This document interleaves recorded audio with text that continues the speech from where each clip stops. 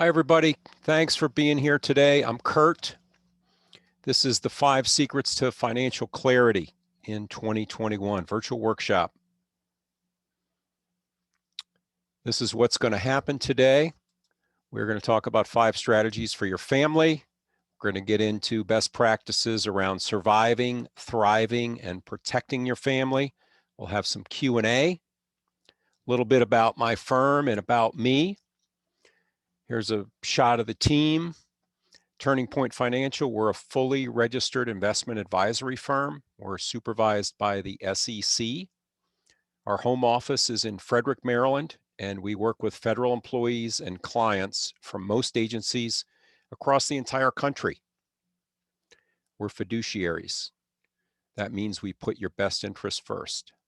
This is important and a very common question we're often asked. If you're already working with someone or considering an advisor, ask if they're a fiduciary.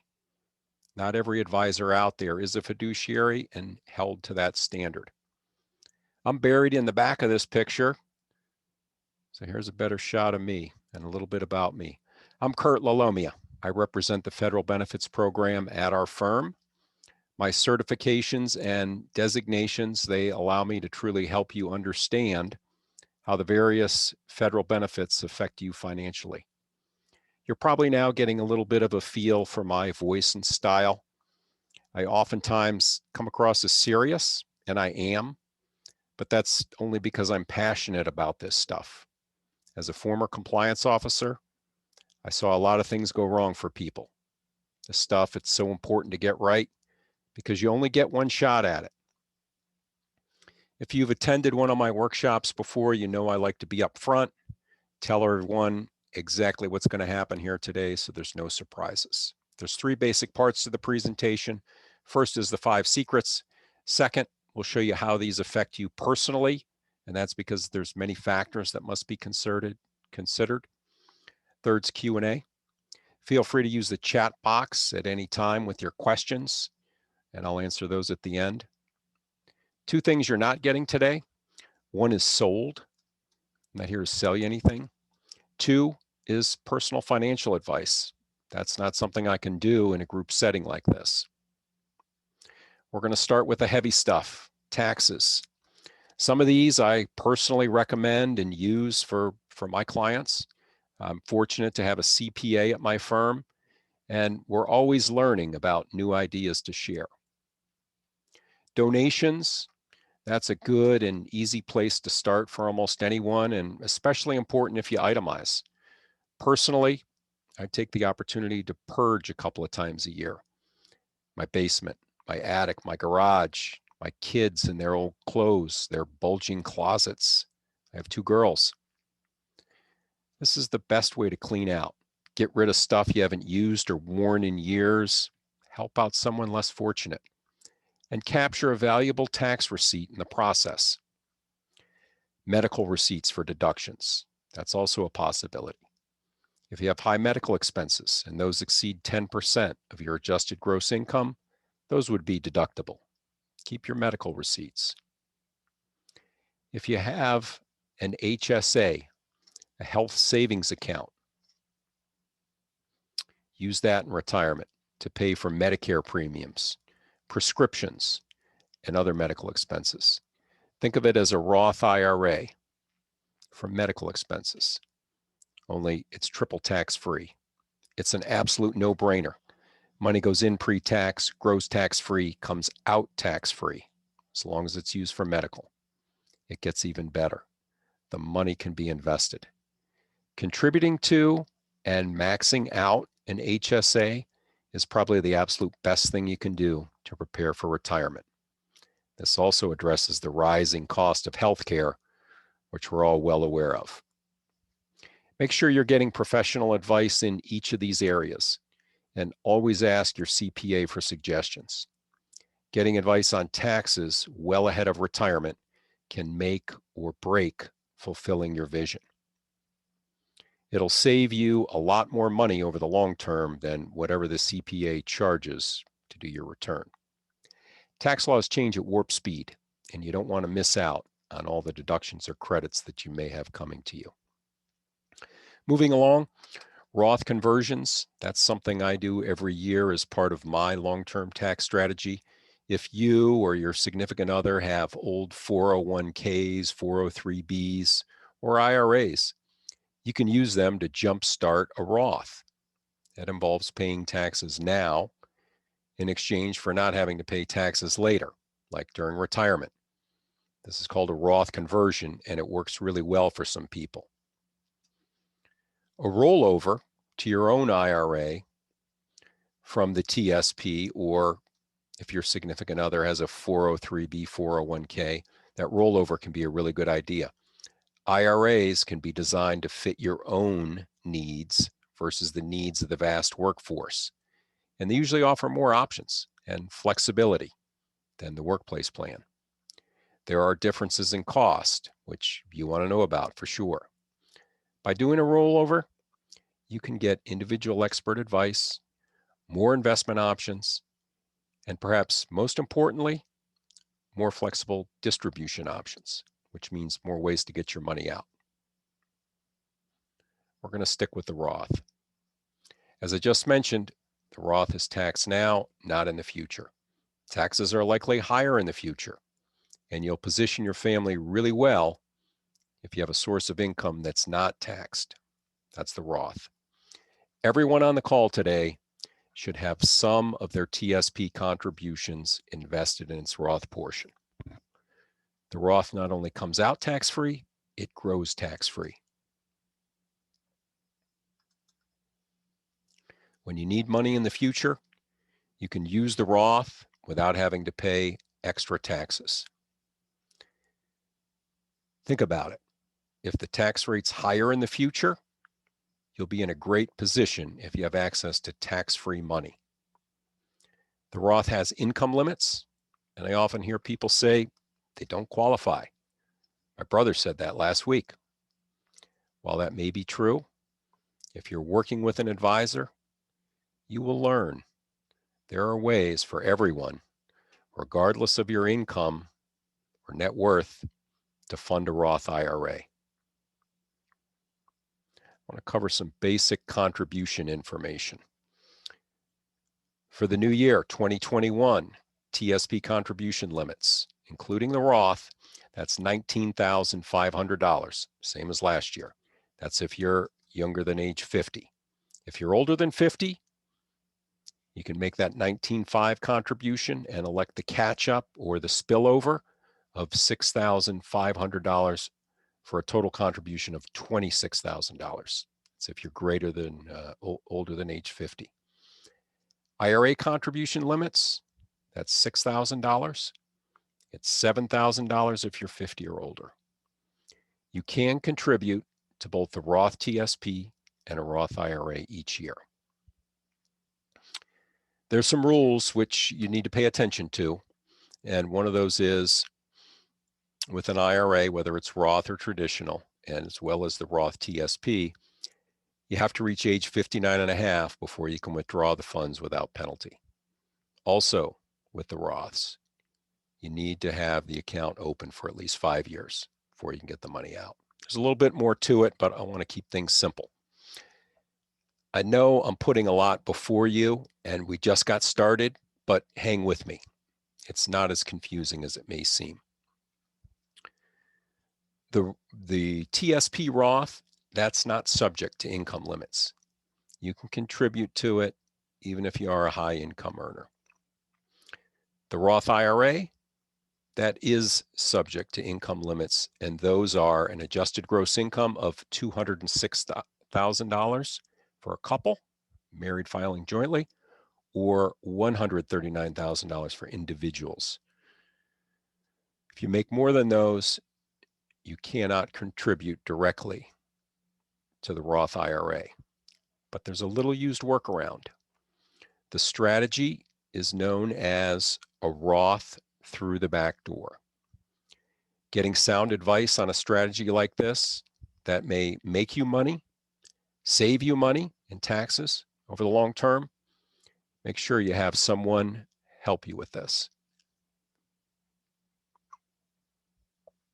Diversification. I want to take these one at a time. I want to break this down.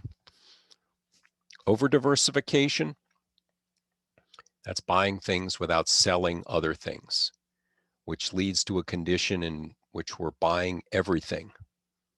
That's not an investor, but rather a collector. An example would be owning everything available in your TSP without a strategy. Under diversification is the opposite, taking too much risk or too little risk. An example, that would be having all your money in just one or two of the TSP funds. Consider asset allocation and how that fits with all your other accounts. Call that syncing. This is so important because it's the number one determinant of whether you'll be successful. I'll touch on syncing later on. Have you looked at your TSP and any other investment accounts and asked, am I over diversified or under diversified? Everyone loves a G fund because it's safe. And that's true. But while true, it produces poor long-term investment returns. Someone who chooses to invest in a more diversified manner, they'll fare better over the long term, after inflation, after taxes. Let's look at an example. After the financial crisis of 2008, 2009, our client became extremely conservative with his investment strategy for fear of losing his nest egg. He moved everything he had in the TSP to the G fund, took a massive loss. Over the next 10 years, he maxed out his TSP contributions. He earned 2.3% per year every year. His TSP grew to $600,000. It's pretty good. It's a lot of money. Alternatively, had the client thought about asset allocation and instead invested 60% in the C fund and kept 40% in G, he would have seen a blended total return of 8.8% and had a TSP balance greater than $1 million. Another story, different client. This person simply chose and forgot about their L fund choice. L stands for life cycle. Life cycle funds, as you may know, they're comprised of all 5 of the TSP funds, and they automatically become more conservative as you get older. While the L funds can be a good place to start, there's no one-size-fits-all solution to maximizing your TSP. L funds do not consider personal risk tolerance, and we believe that matters. Look, you and your coworker may both want to retire in 2040, but does your retirement look the same? Two different people require two different answers. We see this all the time. Again, make sure you're talking with someone.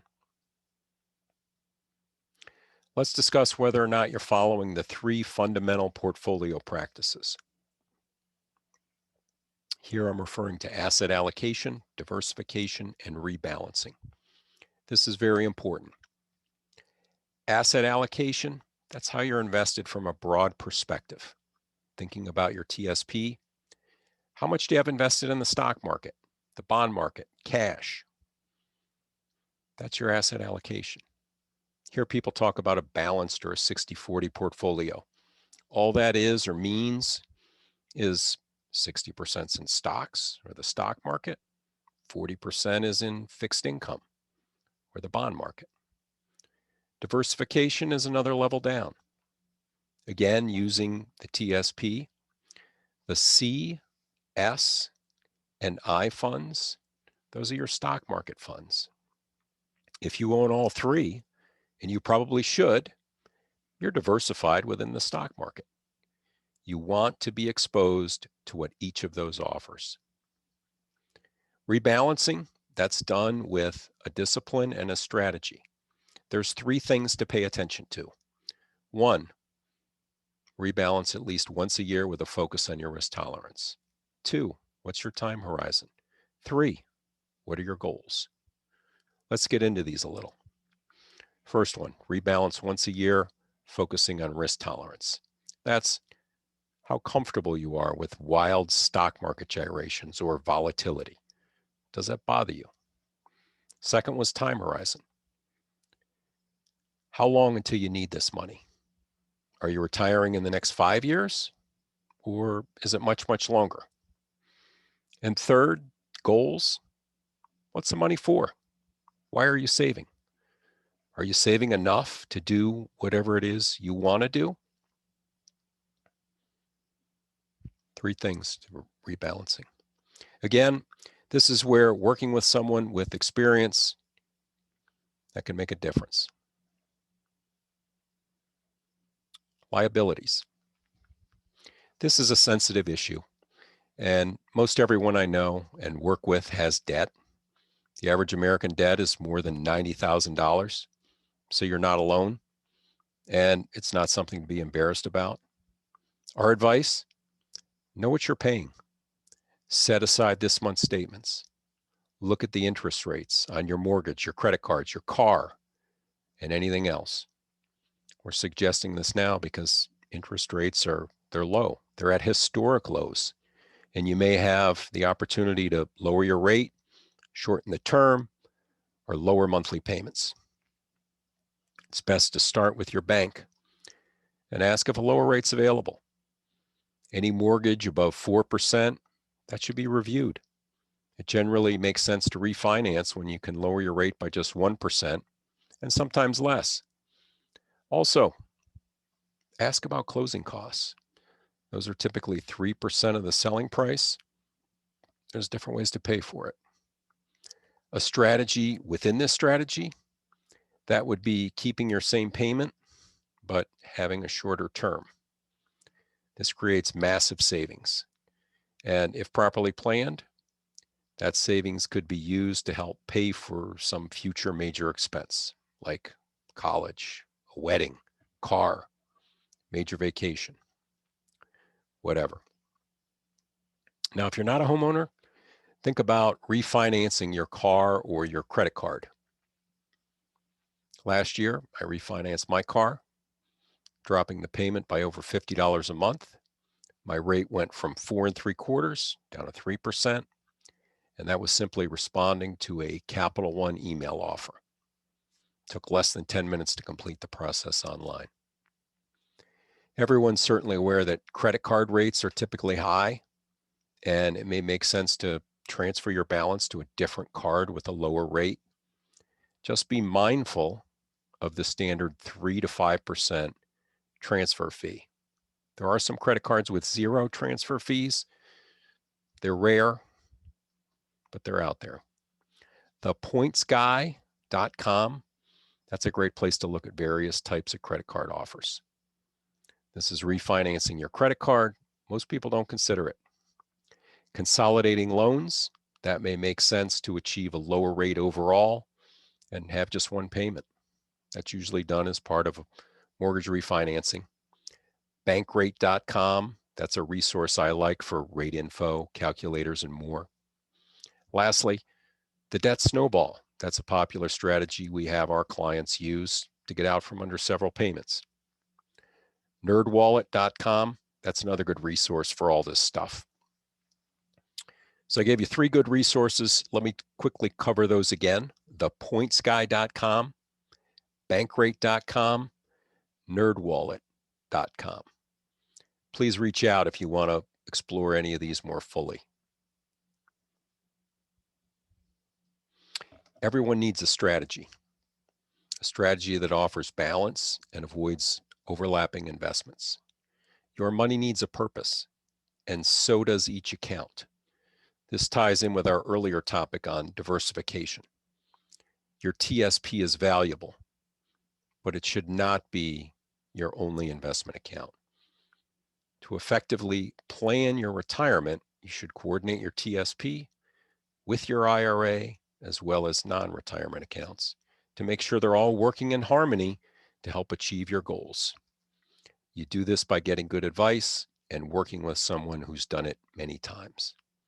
Otherwise, how do you know if you have the right amounts in the right accounts, especially the Roth, which we already identified as a critical part of your long-term tax strategy? story for you. Our clients, they had a dream to retire at 50. And I love ambitious goals like that. I'm glad they asked for help because they were not set up properly. The biggest area of concern was in their budget for their retirement home. And second was in their allocation. They had too much money in their retirement accounts. It was uncovered through our financial planning process, and we were able to put them on a path to success. At the end of last year, they found and bought their forever home in Florida. And they used our guidelines on what they should spend, which was much less than what they had planned. These folks, they were good savers and investors, but because they didn't have a strategy and a plan before we met, they had to take money out of retirement accounts for the down payment and home renovations. Had they engaged us years earlier, and had we planned for this goal, building up a non-retirement investment account would have been a recommendation.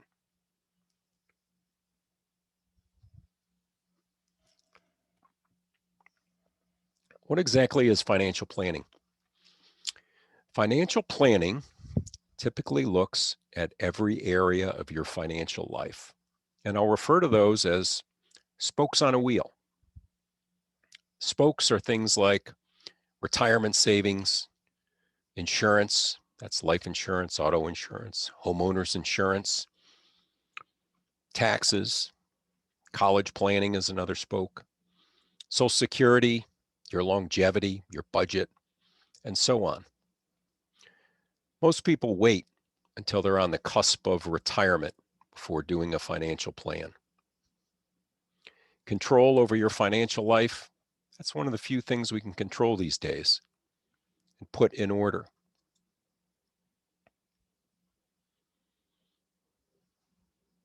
As I said, most people wait, and sometimes they're okay, but most of the time, things could have been done differently to position themselves in a better place, both financially and emotionally. What I'm referring to are a family's savings, spending, and investment plans. Building that first one, that takes some work, but it's well worth it.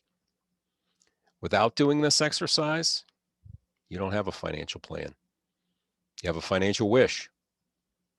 This is where most people, they either put their head in the sand or they get help. We certainly know how to help you figure this out. Our advice is it's never too early to start. In fact, I love working with young people and young families because there's so many more opportunities and a longer time horizon to achieve results. Personally, I wish I'd done a financial plan when I was in my 20s or 30s, and that's what my kids will do. Today's takeaways: 1, review your overall asset allocation. 2, taxes. It's not what you earn, but what you keep that matters most. 3, review all your debts and the interest rates on each. 4, have a financial plan and a financial strategy for your family's future. The biggest mistake we see people make, it's not asking for help when they really need it. Fortunately, you have resources. USDA and other federal agencies, they've asked me to be a resource to you. You should contact me if you need help or have questions about anything we discussed today. Use my contact information on the screen. Everything's completely confidential. You can also learn more about me and about my firm on our website or connect with me on LinkedIn. Let's look over some questions in the chat box. If you have a question, feel free to type that out in the chat box and I'll answer those.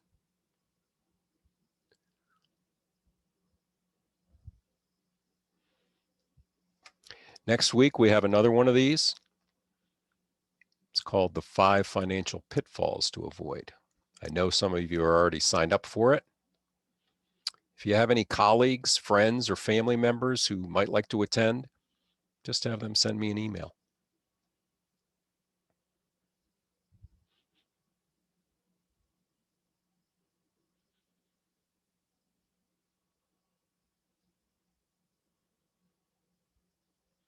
Any questions, just pop that in the chat box.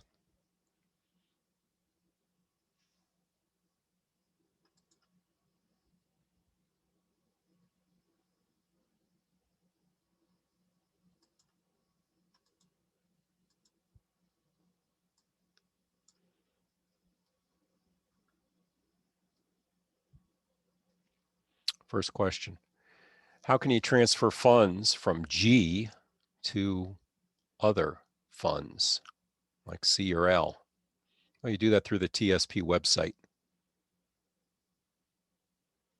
You can call the TSP folks. They'll help you out with that. It shouldn't be too difficult to figure that out on the website.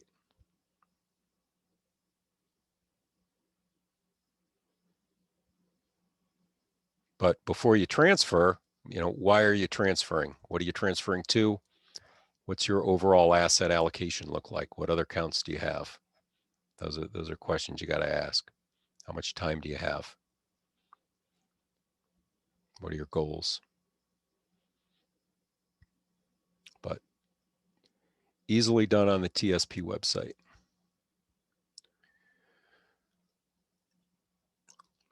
Next question. Can you talk more about backdoor Roth conversion? Absolutely. So backdoor Roth conversion is for high wage earners, for couples married filing jointly who have income above $206,000 or individuals who have income above $139,000. The way it works, you set up an IRA, a traditional IRA, and you make a non-deductible contribution to it. Once that's done,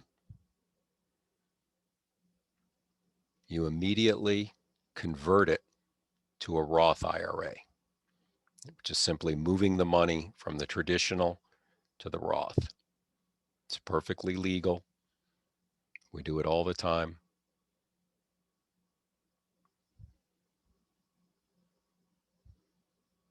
That's Roth through the back door. There's no taxes owed like there is on a typical conversion because you're funding your traditional IRA with after-tax money and you're not taking a deduction. So long as you haven't earned any money in the traditional account, that's why it's important to do it immediately. You convert the traditional to a Roth. That's Roth through the back door.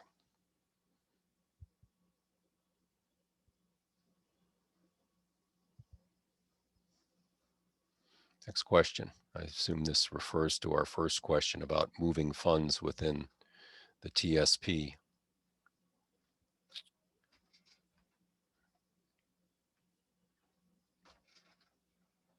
On the TSP website, can you do it yourself? Or, yeah, you can do it yourself.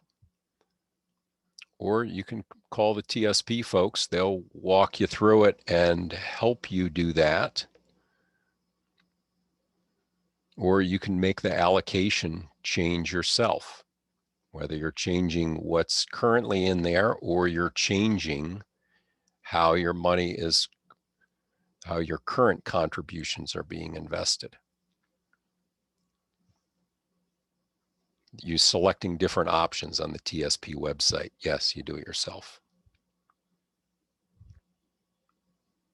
If you're interested in a consultation, a conversation with me, send me an email and we can set something up. There's no charge for those. We can talk about some of the things I went over today or anything else that you might need help with. Send an email to set that up.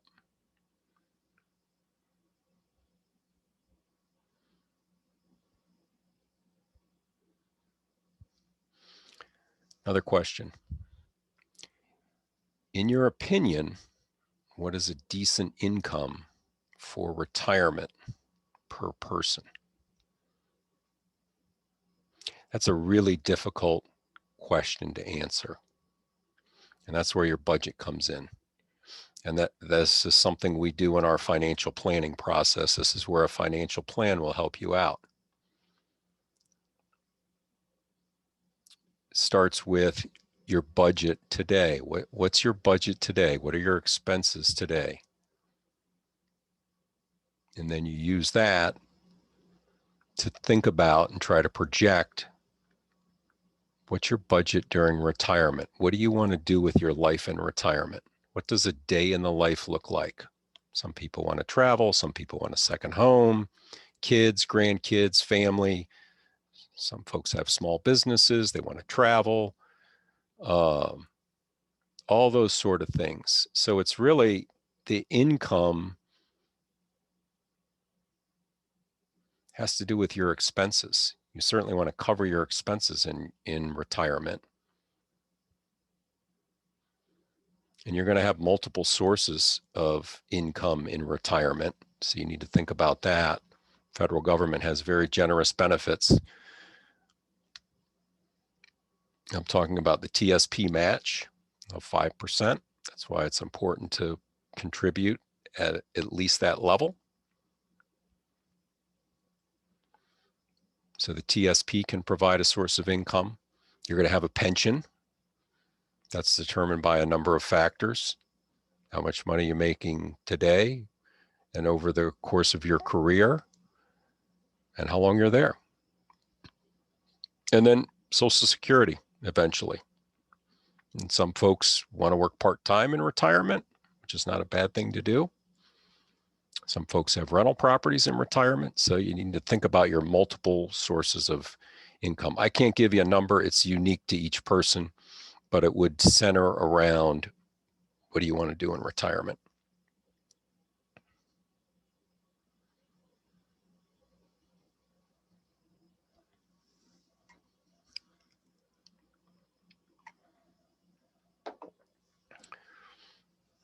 Any other questions? Put them in the chat box, please. And again, we have another one of these next week, 5 financial pitfalls to avoid. Next month, I have some really exciting material for you. I'm going to have an elder care professional doing a workshop for us. I'll simply be hosting her. She's an author. She's a doctor. She's going to talk about our health as we approach retirement, approaching retirement with being physically healthy, emotionally healthy, spiritually healthy, how to achieve that.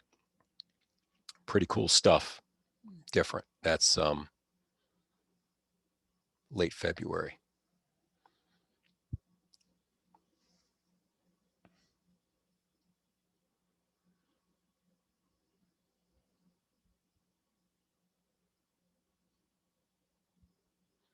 If you have a question, just pop that in the chat box, please.